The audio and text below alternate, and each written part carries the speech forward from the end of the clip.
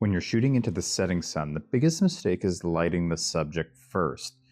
In this shoot, I'm exposing for the sky first and then using flash to bring the subject up without killing the mood.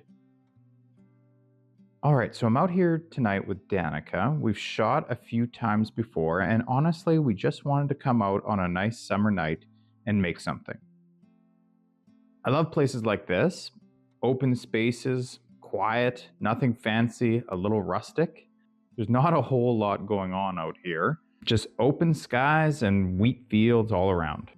Now, I always use flash, especially when shooting in and around buildings where the sunlight doesn't reach the subject. Here are a few stills from earlier in the shoot. As a rule, I don't go into any of these buildings because you never know if the structure is safe or not.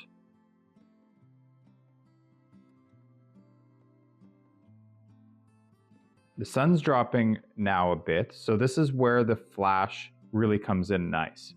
I'm using one light here, the FJ400, nothing crazy. I just want to keep the sky the way it is and bring Danica up enough to match it. For the walking shots, I usually get the model to take about 3 steps where the flash will get them.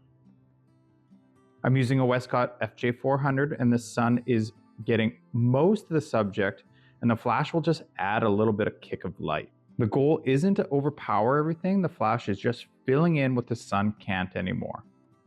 Whenever I'm using a big open space like this, just for the models, I like to use something to anchor the shot.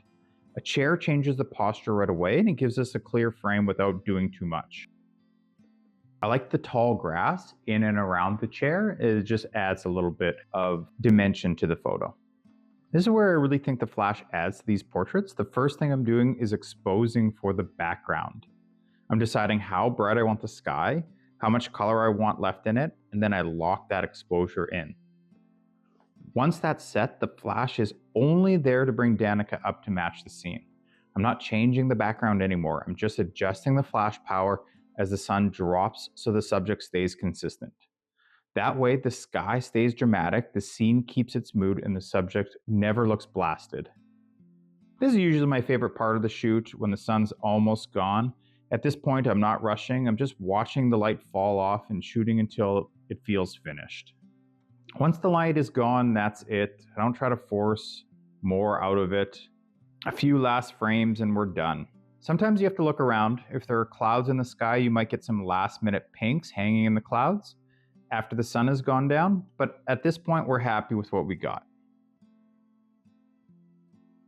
So the way I'm thinking about this is pretty simple. First, I expose for the sky, I decide how dark or saturated I want it, and I lock that in. Then the only thing I'm really changing as the sun drops is the flash power. Same direction, same look, just slowly bring it up to keep the subject balanced. All right, I'm Chris Hartman. I'm a portrait photographer based in Saskatchewan, and this is my channel.